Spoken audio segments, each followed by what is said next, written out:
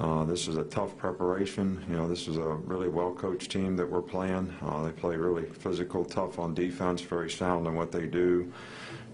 Probably, I think they're somewhere up there close to #1 in pass offense, and do a great job of spreading the field. The quarterback does a really good job, so this was a real challenge for our defensive team.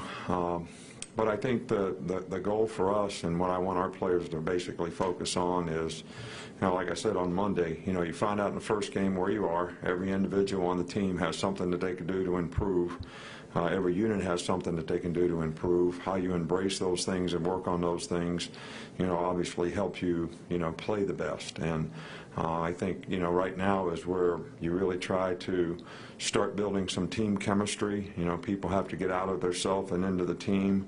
The team goals have to be a little bit more important than anybody's individual accolades, and people have to focus on when they get opportunities to play, they do a really good job, and that's what creates value for them and even more playing time. So, and the players have responded, really well to that as well. So, I'd like to congratulate 54 players from Alabama who played for us here and did a great job for us here, and certainly has made a tremendous contribution to the tradition and the success that we've had here.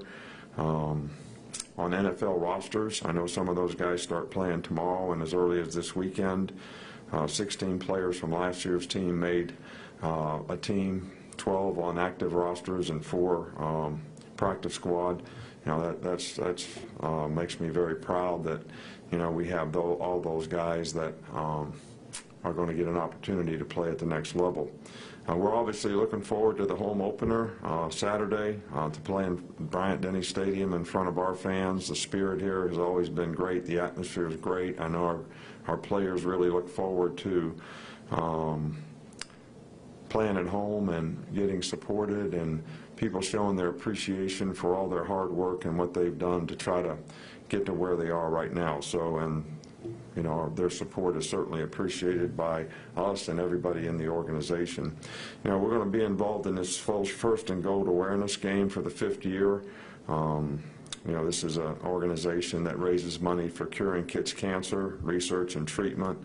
They've raised over $12 million since 2005, so we're really happy to be a part of that for the home opener. Coach, we'll start back with Cecil.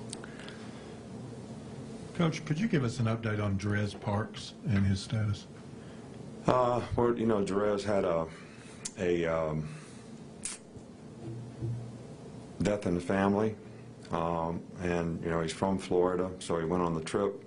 Actually, his family wanted him to stay there. I think the funeral was today, so he'll be back, with us tomorrow. And our thoughts and prayers are out to him and his family, and we've tried to be very supportive. This has been a very difficult thing for him. We'll stay on the side with Chris Walsh.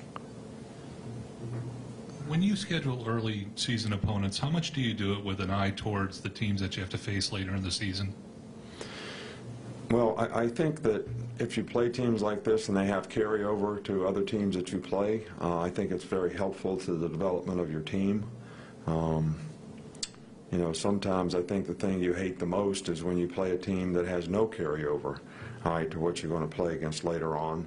So you spend a whole week in preparation and you spend a whole week practicing something that has, no long-term really benefit or value to the players.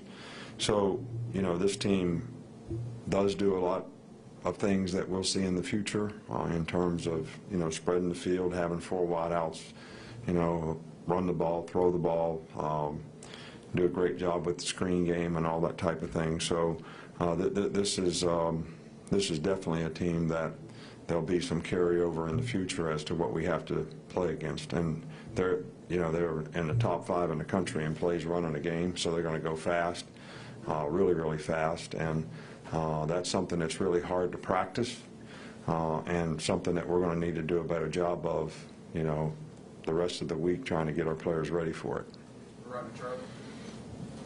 What did you see from Jalen Waddle in the preseason and summer that made you trust him to be back there as a punt returner in the first game?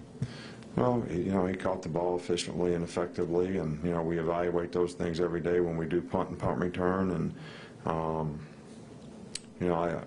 thought he'd do as good as job, and he had better stats catching the ball, making good decisions and judgments as anyone else on our team. I'm a little different. I thought if we put him back there and he struggled, we could always go back to Trayvon Diggs, who, is really good at getting the ball fielded, probably, and is a really good returner. Probably not as explosive as Jalen, but so we wanted to give him an opportunity rather than put the other guy in and then he goes in and if something goes wrong. So it was just, we felt good about him, and he obviously did a good job in the game. Middle, Michael. After the game, you mentioned something about the production in the running game. What more would you like to see this week from that group? Well, we rushed for 200-some yards, didn't we? Yeah, after the game, you said you wanted to see more from that group. Well, I just thought early in the game we were a little tentative in the way we weren't playing aggressively up front. I think that first game, new team, new coordinator, guys just, a lot of movements, a lot of stunts up front. And once we got into the flow of the game, I thought we controlled the line of scrimmage much better. So it was just the way we started, I think, and hopefully we'll be able to improve. But, this team is not as big, but very quick and athletic, so this is going to be challenging for us as well. Stay on the record with Sticking with the running backs, you were able to spread the ball out pretty evenly between the forward backs. Is that something ideally you'd like to do in the future? Yeah, we'd like to play everybody that has an opportunity to help us win, and I think all those guys made a significant contribution, in the game. We're not sitting there counting who carried the ball, how much, and taking guys in and out based on that. If a guy has a hot hand and he's really doing well, we'd probably play him a little bit more. But, I thought all the guys showed that they can make some contribution to the team in some way, and we need to utilize all that talent. two more, Ben and then Alex. In the offseason, when can you kind of start to get the sense of a team's character or its makeup? And do you get that from talking to guys in the leadership council or the strength staff or from somewhere else? What they do.